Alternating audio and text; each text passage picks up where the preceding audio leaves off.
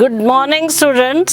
This is Mrs. MERLYN Albert again at SATYAM studio to teach you all poem number 3, page number 29, class 10 NCERT book. A warm good morning to one and all. Can I tell you to open all your textbooks and be ready to receive the most interesting poems knowledge. You're going to enjoy this session, and I'm going to declare the poem written by A Tiger in the Zoo, written by Leslie Norris. I repeat, A Tiger in the Zoo, written by Leslie Norris. As we know, tiger is considered as the national animal of India. Sad but true. This is a highly endangered species among the wild animals. As the census shows, in 2016, there were only 1,411 tigers which were present, and it is really a disheartening thing, and the government was forced to initiate campaigns to save tigers, and we are really worried about its extinction. And it is also very sad that man is spoiling the nature on its own. We have read in Fire and Ice how badly man is about to acquire something which is not belonging to him. Today we are going to have a small twist from Fire and Ice to A Tiger in the Zoo. Why A Tiger in the Zoo? Leslie Norris has brought out very well. Before we start the poem, let us know a bit about a great poet, Leslie Norris. He was a prize-winning Welsh poet and a short story writer. For a very long time, he earned his living as a college lecturer, a teacher, and a headmaster. From 1974, he became a full-time writer with residencies at academic institutions in Britain and United States. Today, he is considered as one of the most important Welsh writers of the post-war period. A poem, Tiger in the Zoo, is among one of the finest poems of his, and now let's read and understand. While giving the introduction of the poet, I used a word called Welsh writer. Welsh writer also belongs to Great Britain. It's an old Celtic language where the vowels are almost same, and 99% it is the script of English, but in vowel family you find A, E, I, O, U are vowels in English, but they have A, E, I, O, W and Y. It's almost closer to English. My dear children, now let's begin the poem. A Tiger in the Zoo, poem number 3, and let us start learning in detail. Before I start, I'll request you to kindly open your page on page number 29, poem number 3, A Tiger in the Zoo, class 10 NCERT book. Now let me start. This poem contrasts a tiger in the zoo with the tiger in its natural habitat. What is natural habitat? Living in the surroundings given by God. In this world we have two things. One is God-made things and another is man-made things. The jungle, the wild animals, the human beings, the nature, the mountains, the rivers, all these are created by the Almighty. So these are called God-made things. And again I go back to the introduction which is given in the pink patch. This poem contrasts a tiger in the zoo with a tiger in its natural habitat. The poem moves from the zoo to the jungle and back again to the zoo. Read the poem silently once and say which stanzas speak about the tiger in the zoo and which ones speak about the tiger in the jungle. Here I begin the first stanza. He stalks in his vivid stripes the few steps of his cage on pads of velvet quiet in his quiet rage. He means who? He is tiger, and stalks means walk with pride. The tiger is walking with pride with his vivid stripes. God has given him a beautiful body and he is walking in his vivid stripes and few steps on his cage on pads of velvet quiet. The few steps. The cage is so small, such a big animal is locked up in a cage. He couldn't move and he is going a few steps here and there on pads of velvet quiet. So what is that pads of velvet quiet? The feet of the tiger, when it walks, it doesn't make sound. It is a kind of soft pad under its feet which does not make sound, and it is a soft velvet. Velvet is a soft cloth. You must have seen most of the holy places and very important places, they use velvet cloth.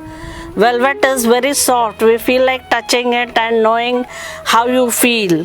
And in his quiet rage. Now when I talk about, he stalks in his vivid stripes. He stands for what? He stands for tiger, and this is the best example of personification. Now let us try to know the literary devices. First one only, he. He stands for personification because it is given the human attributes. He stalks in his vivid stripes. Vivid means different and stalks means walk with pride. On the pads of velvet quiet in his quiet rage.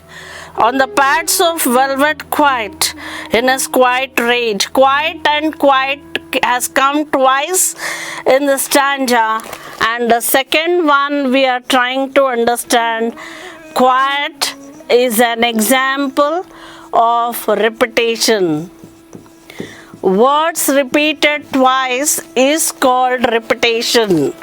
And the few steps in his cage. The cage is so small that he cannot move about freely and he is just roaming with few steps in his quiet rage. Now another kind of literary device we come to know, that is called oxymoron. What is oxymoron? The example of oxymoron is quiet rage. Two opposite words are brought together and that is called oxymoron. Though it is quiet, but it is very angry. Rage means extremely furious, extremely ferocious. It cannot do anything because it is bound up in a cage, so it is in its quiet rage. And let us look at the rhyme scheme in the first stanza. He stalks in his vivid stripes the few steps of his cage on pads of velvet quiet in his quiet rage. Stripes and cage, they do not go together. Like sounding words which go together is given A, but now let us see the next literary device, that is rhyme scheme of the first stanza, that is A. Stripes is A and cage is B. And cage does not go with the last word quiet, so it is C. and again it is rage and cage, they are going together, so it is B. The rhyme scheme in this whole poem, we come to know that it is A, B, C, B. Now let me move on to the second stanza. He should be lurking in shadow. The meaning of lurking means stay hiding. Tiger is never open. He tries to pounce on the innocent animals like deer, so many animals which are found. So it is very it always stays hidingly in the forest in order to pounce on the animals for its prey. P-R-E-Y, prey means food. Sliding through the long grass, it goes slowly. Sliding means walking slowly near the water hole where plump deer pass. It keeps sliding and sliding. It goes quietly to the water pond, the place where there is body of water, to hunt for the plump deer. Plump means healthy deer, and it is sliding. And again let us see the consonant sound, that is alliteration. Plump and pass. Next device we use is plump and pass. What is plump and pass? Per and per, these are consonant sounds which begin the words, and such device is called alliteration. Plump and pass, these are consonant sounds which begin the word, and those are called alliteration. And next we see the rhyme scheme again. Shadow is A, grass is B, hole is C, and again pass is A. So again the rhyme scheme is A, B, C, B of the second stanza also. I repeat, shadow is A, grass is B, third is hole is C, and again grass and pass go together, so again it is B. So the whole poem you come across the rhyme scheme as A, B, C, B. Now next is, he should be snarling around the houses at the jungle's edge. He should be snarling. Snarling means growling. Growling is what? Making that gur sound is called growling by the tiger. At the jungle's edge, tiger is supposed to be in the jungle, not in the houses. Baring his white fangs, his claws. Fangs means teeth. Baring is showing naked. Tiger is always naked, his naked teeth. When it's open its mouth, it shows his fangs and claws. Claws means nails. Baring is showing naked, and fangs means teeth, and claws means nails, terrorizing the village. And next to lion, lion is called the king of the forest. Can you tell me why? Of course you cannot tell me, though you know the answer. Lion is called the king of the forest because of its noble qualities. When it is only hungry, it pounces on people. When it is full, it does not do any harm to anybody. It has got very noble qualities. That's why the great people have named it as king of the jungle. After lion, next we have tiger, and tiger is considered to be the national animal of our country, and this terrorizing the village, tiger, lion, bear, fox, hyenas, these are all very terrorizing animals. We get scared of them because we don't know what time what they do. So here he should be snarling around houses. People are scared. Snarling is growling at the jungle's edge. That means that is the boundary where the jungle ends, and it will not come in the villages, but definitely it will show its fangs, nails and teeth, and it will start terrorizing. Terrorizing means making the people scared of its living. So again here we have consonants. What is that consonants? The consonant sounds repeated in between. For example, his. Fifth one is consonants.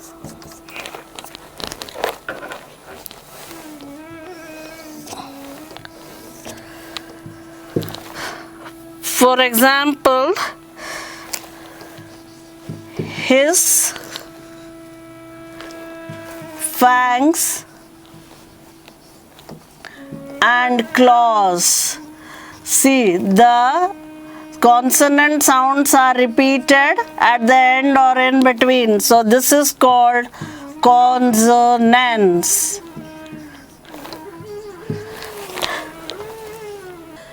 Let me read the same stanza once again.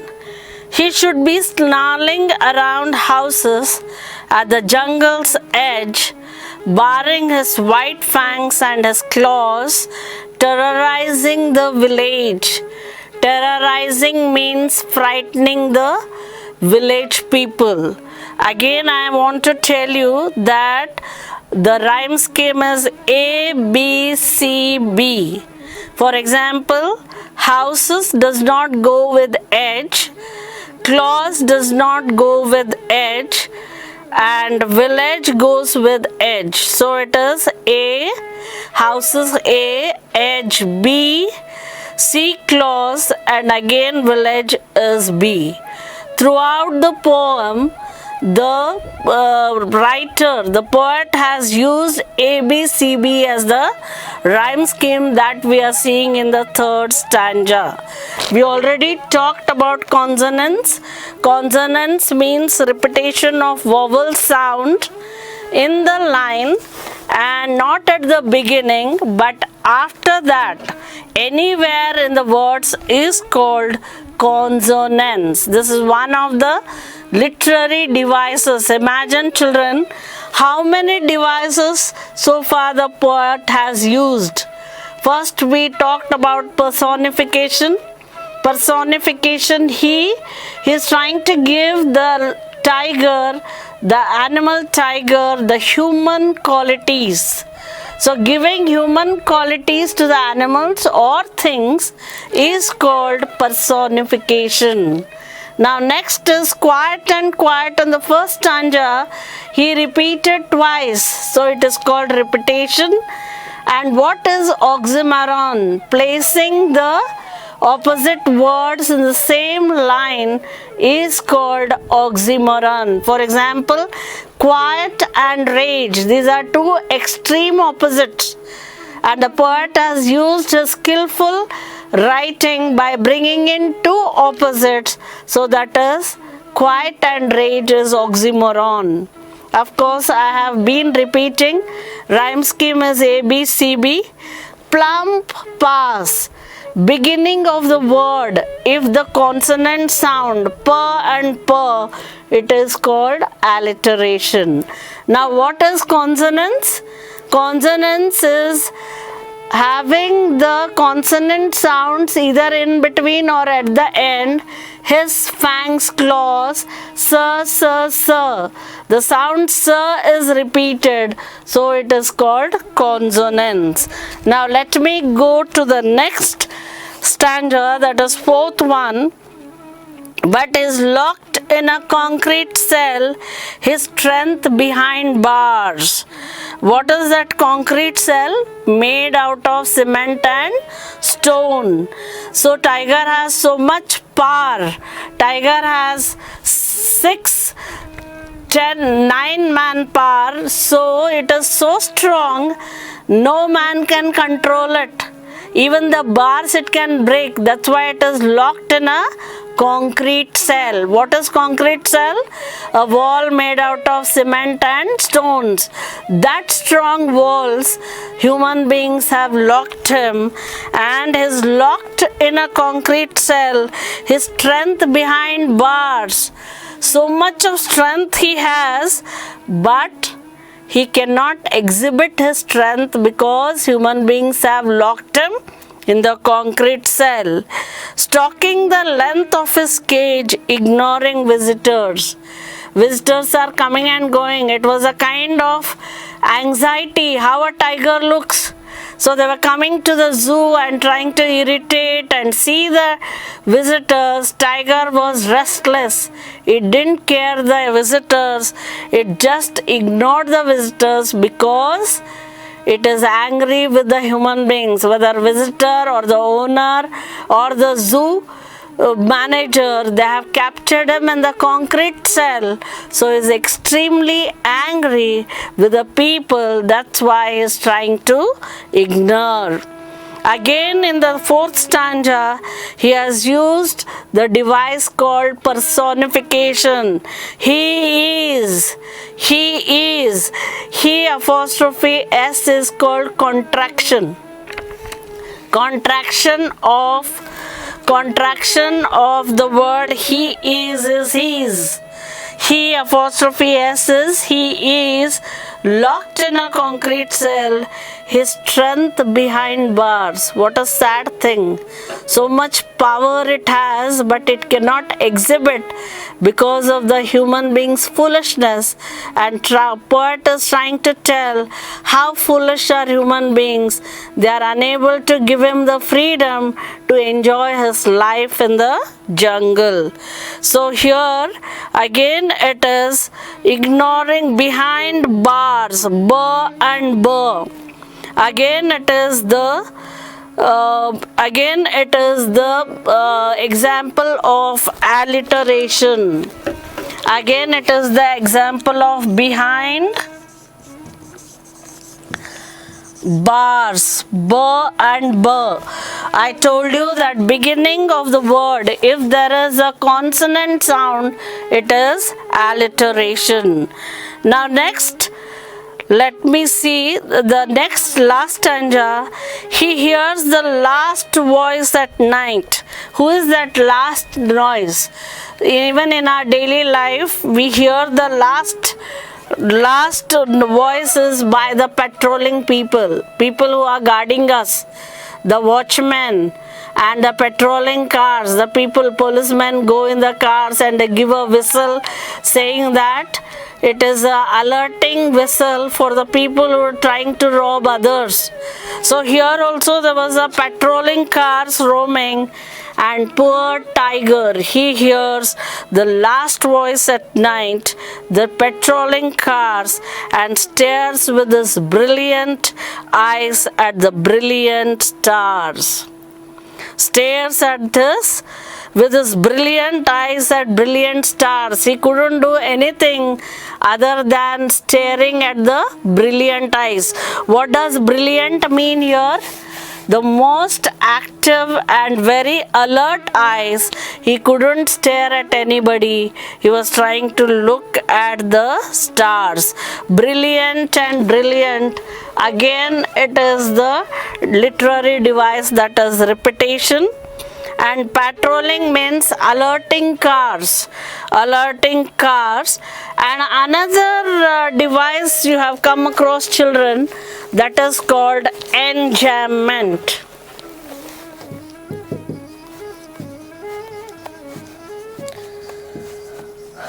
What is enjambment? Continuous flow of thoughts by the poet while writing. You can see in the first stanza, second stanza, everywhere he stalks in his vivid stripes and few steps of his cage. After that is the comma. Continuously continuing the first line with the second line. So continuous thought, continuous flow of thoughts without a punctuation mark is called enjambment. And now next is assonance. Assonance. What is assonance? Next literary device used is assonance.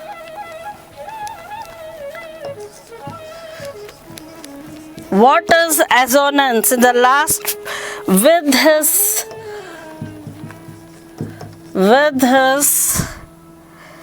brilliant eyes, the vowel sound repeated, the repetition of vowel sound in the line is called assonance. And another literary device I would like to tell you is imagery. What is that imagery? When I read this lesson, when I read the first stanza, he talks in his vivid stripes. Vivid stripes, a kind of picture passes through our eyes. That is the visual imagery. We are trying to visualize how the tiger looks. And imagine the poet has used so many what you call literary devices. Imagery is one among them, and all that I can say is he's trying to make us aware, summarizing the whole poem, that he is trying to make us aware that every living being on this earth needs freedom. Why did Nelson Mandela fight years and years in order to get the freedom for blacks from the whites? And the message is we need to have a positive change. We are going to preserve and reserve the extinction of wild animals. How sad but true that in 2006 there were only 1,411 tigers existing in whole of India. Imagine now it is 2020, after 4 years, what must have happened? It is all because of the human selfish greed. Man is trying to earn money by capturing the wild animals.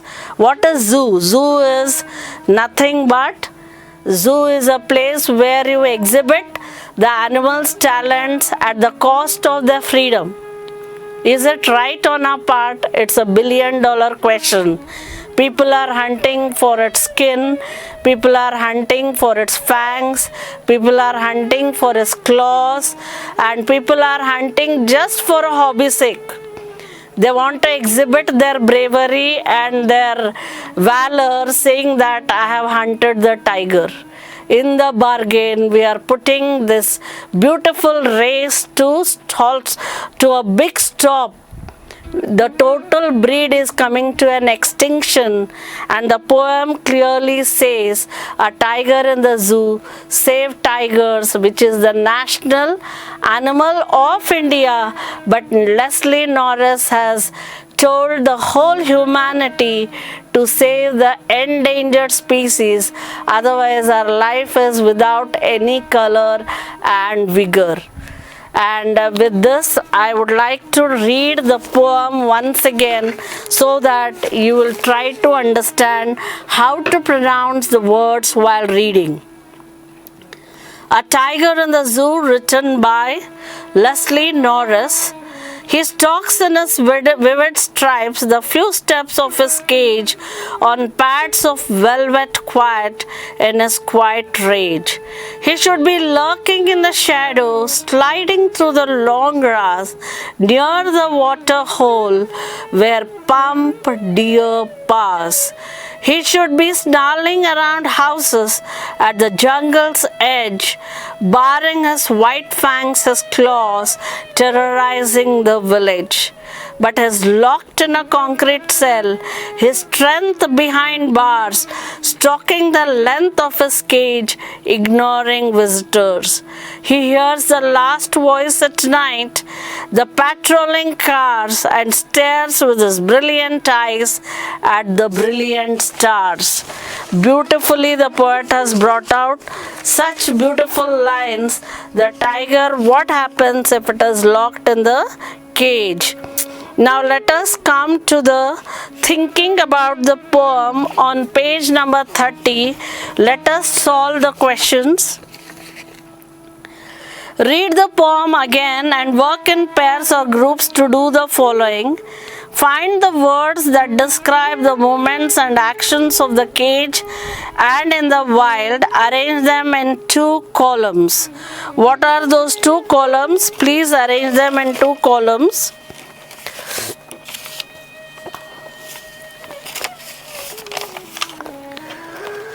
Arranging them in 2 columns are movements and actions. One is stalks and stalking. Actions are ignoring, hears and stares.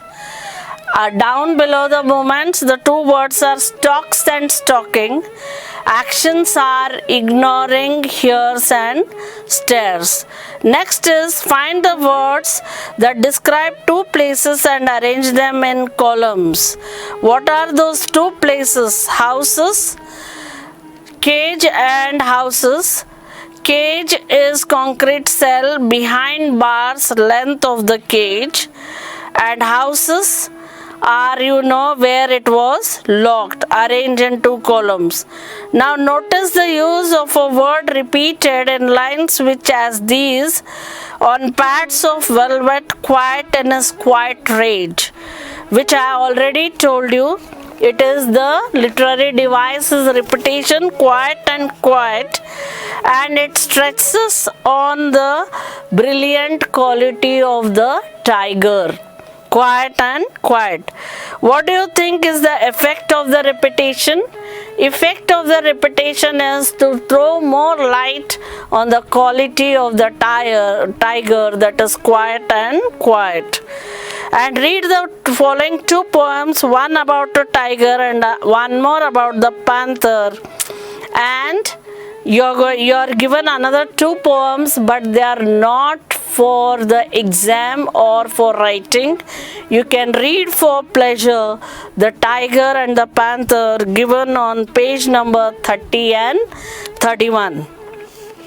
Now the third question, read the following 2 poems, one about a tiger and other panther, and then discuss: are zoos necessary for protection or conservation of some species animals? Are they useful for educating the people, or are there alternatives? What I feel is, suppose if you ask me a personal question, ma'am, where the tiger should be, either they have to be, if you ask me, my first preference is jungle and second preference is sanctuaries. Sanctuaries is a mini jungle where all the wants of the wild animals are taken care of. Sanctuaries are better than zoos. Zoos are just, they are caged. They are as good as staying in the jail. But next option is, after zoo, is sanctuaries. After reading this poem, I think we have met our senses that to save the rare species before they become extinct. Thank you and have a nice time in reading the poem and revise yourself. Any doubts you can ask on the number given by Satyam Studio, or you can go back to your school teachers. They will solve all your doubts. Wishing you the very best study time at your home, and I request you to revise for the poem number 3, A Tiger in the Zoo by Leslie Norris. Thank you. Have a great time. ವೀಕ್ಷಕರೇ, ನಮ್ಮ ಸತ್ಯಂ ವಾಹಿನಿಯ ಪ್ರತಿದಿನದ update ಮಾಹಿತಿಯನ್ನ ತಿಳಿದುಕೊಳ್ಳಲು ಸತ್ಯಂ TV Kannada YouTube ಚಾನೆಲ್ಗೆ subscribe ಆಗಿ ಹಾಗೂ ಬೆಲ್ ಐಕಾನ್ ಅನ್ನು ಕ್ಲಿಕ್ ಮಾಡಿ.